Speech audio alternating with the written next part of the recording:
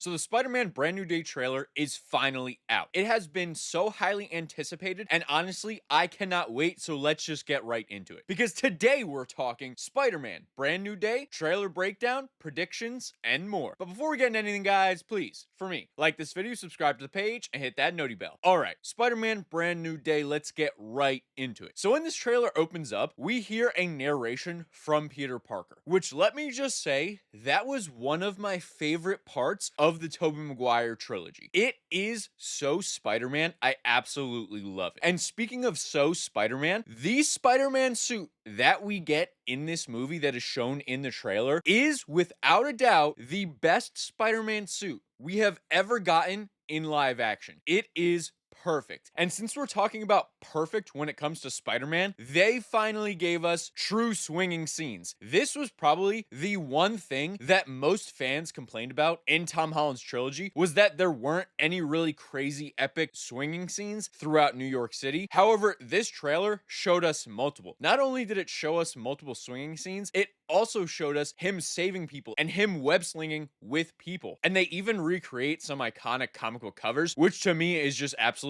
awesome and shows the source material they are really trying to showcase with this movie. They're trying to give us so many different iconic Spider-Man moments, and I'm just absolutely here for it. But diving a little bit deeper into the trailer, part of the voiceover is Peter Parker talking, saying part of his speech that he was going to say to MJ at the end of No Way Home and ended up changing his mind. We then also see Ned talking to MJ and asking her about MIT, if it's the best day of her life, and she is unable to deny this. And in this moment, it is absolutely heartbreaking because she literally has no idea that Peter ever existed. She can't count any of those days with him as her best day ever. However, for him, it's gut-wrenching because on one hand, he knows this to be true, but on the other hand, he also just had to listen to the person he loves most in the world say that going to MIT was the very best day of her life. Nothing involving him was part of her best day. However, that was to be expected because of the choice he made. But even still, it is really heartbreaking for the character of Peter Parker because he was put in such a difficult position. And speaking of difficult positions, I feel like Spider-Man is going to be in multiple precarious situations in this movie, and not just from a standpoint of going against villains, because we see him at one point entering into a cocoon. Yes, a cocoon. Talking about a mutation. They seem like they're doing an analysis on his DNA and trying to monitor how his body is mutating. Now, there were some rumors that this was going to result in him getting organic webbing, and while I do see that being the case, I also think they may potentially be trying to set up a man-spider situation, which for me, I personally would not be a big fan of. I don't want the man-spider in this movie. However, if they actually try to pull it off and it looks really cool, it could actually fit into the greater story really well. But stay tuned for that because I'll get to that in a little bit. But speaking of the man-spider, in Spider-Man 1994, when Peter Parker turned into the man-spider, do you know one of the key people who was a pivotal part of stopping him? Yeah, that was the Punisher, Frank Castle. And guess what? In this trailer, we finally get an interaction between the Punisher and Spider-Man. And let me just say, it was perfect. Frank running over Spider-Man was hilarious. Spider-Man barely reacting to it from a pain standpoint was also absolutely perfect. This is a version of Spider-Man who has taken punches from Thanos, who literally got hit by a bullet train. Yes, he can sustain damage fairly easily from Frank Castle's van. Now, some other interesting things about this specific scene is that Spider-Man quite literally calls him Frank, so by this point, they are already acquainted with one another, and it does seem that Spider-Man wants Frank Castle to stay behind for some reason. Maybe whatever they've been doing and teaming up on has not been going well. Maybe Frank has started to get outgunned, because although he is really skilled, once you get into the actual supervillains, where it's someone like Scorpion, Tombstone, or even a character like Shathra, who is rumored to be in this movie, Frank Castle is going to be very much so outmatched, and he is very likely going to struggle against those enemies. Now, another thing that could be happening in this moment is that they just don't get along that well, and that's why Spider-Man wants Frank Castle to stay behind. He isn't a big fan of the way Frank does things, of the way Frank sometimes kills people, or a lot of the times kills people, so that's why he wants Frank to stay behind, and he does it in a somewhat violent way. And after Frank is thrown out of his van, he is about to curse, and Spider-Man just shuts his mouth with his webbing. And this is something really intriguing to me, because everyone always says, how are you going to make certain characters work together in the same universe, and this is exactly how. We as the audience all knew what the Punisher was about to say in that moment. However, it also makes sense from a story perspective and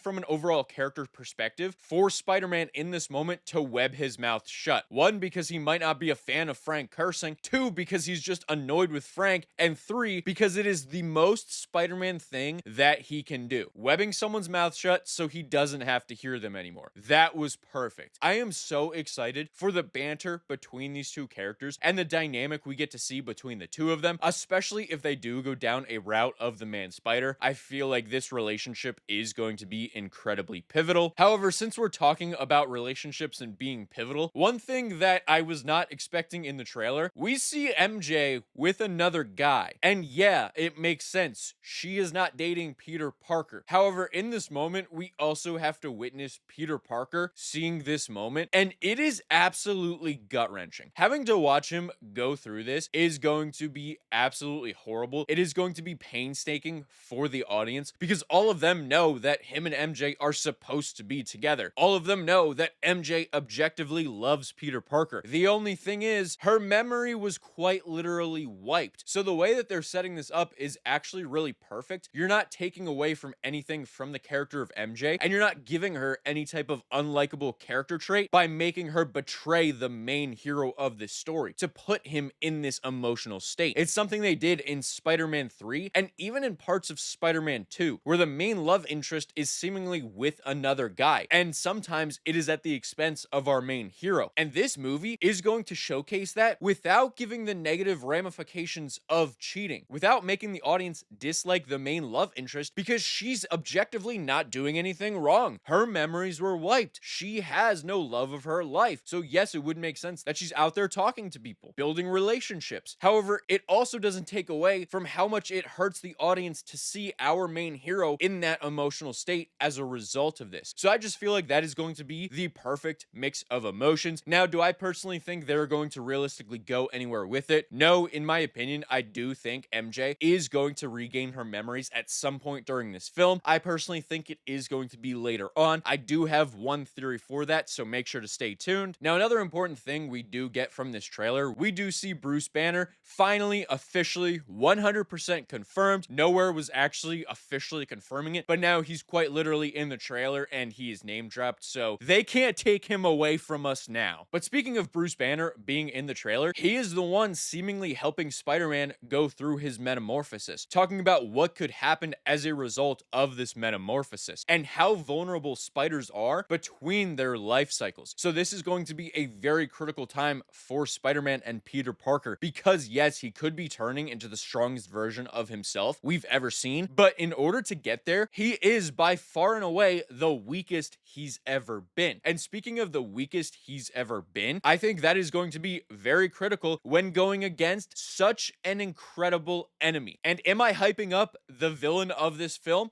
Perhaps, but that's because he is by far and away my favorite Spider-Man villain, and that is the Scorpion. We finally get a look at the Scorpion. He looks pretty cool. His suit does appear to be a little bit more mechanical versus him being mutated combined with a suit. So right off the bat, although I do think the suit looks pretty cool, I am a little bit disappointed because it does seem like he is going to be an Iron Man-esque character, meaning he is just going to put on a suit of armor and it is going to have a scorpion tail. Probably will have some poison in that tail as well. And although the suit may increase his strength, he isn't going to be actually mutated and given any actual strength. Now, I do have a little bit of a caveat for this because I do think this is only a theory. So this part in the movie could actually be him defeating Scorpion, and it could be him defeating Scorpion earlier on. And the reason I say it could be happening earlier on is because a big theme of this movie is metamorphosis and change. So I feel like that applying to the main villain could be really cool as well. Perhaps he faces off against Spider-Man in this moment and he loses, once again being put away by the wall crawler. And this would absolutely piss him off to the point where he would consider doing virtually anything, perhaps even allowing his DNA to be mutated. And in this moment, we could get an actual extremely comic accurate version of the Scorpion like they did in Spider-Man 1994, which was executed absolutely perfectly, where they do give him a Scorpion suit. However, they also inject him with Scorpion DNA. They quite literally expose him to a tremendous amount of radiation, along with matching and pairing with Scorpion DNA to give him the characteristics of a scorpion, one of the predators of a spider. So if they do something like that, I personally will think it is absolutely perfect. As I said, Scorpion is without a doubt my favorite Spider-Man villain, and the iteration from Spider-Man 1994 is, in my opinion, the absolute best. So if we get something like that, which from the trailer it does suggest we could be, especially considering the overall theme of this movie, that to me would be absolutely perfect. And some of my other theories for this film, I know we didn't get anything with Sadie Sink's character. For me personally, I still think she is going to be playing either Elisa Silvermane, possibly Silver Sable, maybe even Jean Grey, and that could explain why those people were being affected seemingly by nothing. It could be either her telepathy or her telekinesis, both of which could affect people in similar ways to what we saw on screen, and it could back up the background dialogue we were hearing during the trailer, where they were talking about an enemy who was using an attack they couldn't see. So this would all line up and show evidence that this is indeed Jean Grey. However, last but certainly not least is still Shothra. I do think that Shothra being the villain to me makes a lot of sense, specifically because Peter Parker is going through this metamorphosis and he is at his weakest. I do think this metamorphosis could potentially be caused by one of two things. Cause number one could be a battle with Shothra. I feel like him being exposed to that type of character could cause his spider powers to go in a frenzy, causing him to need to evolve or feel like he needs to evolve. Another theory that I do have that causes his mutation is in his battle with Scorpion. Maybe he does lose and maybe he gets poisoned in that moment, and then you see him faint, and then he wakes up seemingly days later, having unraveled himself from the cocoon. That's when he notices some differences, and then he goes on a journey of trying to discover what is happening to him, what's happening with his powers, what is the root cause, and what is going to be the end result, because we do see he is somewhat worried in this moment. He does look somewhat scared, which is definitely understandable when your powers that you've had for nearly a decade are starting to go on the fritz. It probably is pretty alarming, and I could certainly see after a battle with the Scorpion him getting stung. Either way, I think those two would be really cool options. Now, going on to why I personally wouldn't like if he was the Man Spider in this film, I just feel like this is the first time we are getting a true Spider-Man film from Tom Holland. Not that the other ones weren't enjoyable, they just realistically felt like extensions of the MCU, and a big part of that was the inclusion of Marvel characters. And although Bruce Banner and the Punisher are in this film feels like it is 100% about Peter Parker. And although the focus would still remain on Peter Parker, I feel like it would take away from a couple of his moments, especially from an emotional standpoint, if we do make him the pivotal big bad villain in this moment. However, I do have a way that this could actually work if he does inevitably turn into the Man Spider after seemingly defeating the Scorpion and a couple other villains at the end of the film. We could see a monumental moment between Frank Castle and Man Spider, as they do have to go toe to toe with one another, similar to how they did in Spider-Man 1994. Punisher very likely would not be able to come close to stopping this version of Spider-Man, let alone the Man Spider. So enter the Hulk. He would have to get involved, and this could actually be a way for him to become mutated again. He could try to stop Man Spider, and although Man Spider does have incredible enhanced strength, he would not be able to stand up to the might of the Hulk. However, if Tombstone or Shothra are in the background and they either see the Man Spider about to be taken down, or maybe they have another plan in place to cause the Hulk to ultimately transform into some type of savage Hulk, this could work really well, and then it would showcase Frank and Spider-Man teaming up against the Hulk as the final climactic battle. Or another option that could end the Man Spider storyline would be Frank not being able to defeat him, and in this moment we see MJ. MJ is able to get through to him, and in this moment she has started to regain her memories, and all she knows is that she has to go there and help this person, because although she doesn't remember who Spider-Man is under the mask, she knows she is deeply in love with whoever is under there. So that could be a very much so Superman and Lois situation, where the only way to bring back Peter Parker out of the Man Spider would be from an emotional standpoint from MJ. And it could be a really awesome moment between the two characters, a rekindling of their relationship that would feel really organic. It wouldn't feel forced, and it also wouldn't feel rushed, as it would happen virtually towards the end of this film, showcasing for the entire film the ramifications from the last movie, which everyone was extremely worried about. So for me, that would be awesome. It would be really perfect. And just to praise this trailer a little bit more, I know I already went on about how awesome the swinging scenes were and how amazing this suit truly looks. However, I cannot exclaim enough how happy I am to get Spider-Man narrations back. That is one of my favorite part of the character of Spider-Man, is the fact that he does have inner monologues, not just in the Tobey movies, not just in the Andrew movies, but also going back to cartoons. Spider-Man 1994, Spectacular Spider-Man. He would monologue inside his own head so much, and to me, them doing it in this movie is absolutely perfect. But I'm interested to hear from all of you guys. What do you think of my theories and predictions? Do you think Shothra is still going to be the big bad villain? And do you think we will see the Man-Spider in this movie? Let me know in the comments below. And while you guys are down there, please, for me, like this video, subscribe to the page, and hit that noti bell. And I'll see all of you in the next video. Goodbye.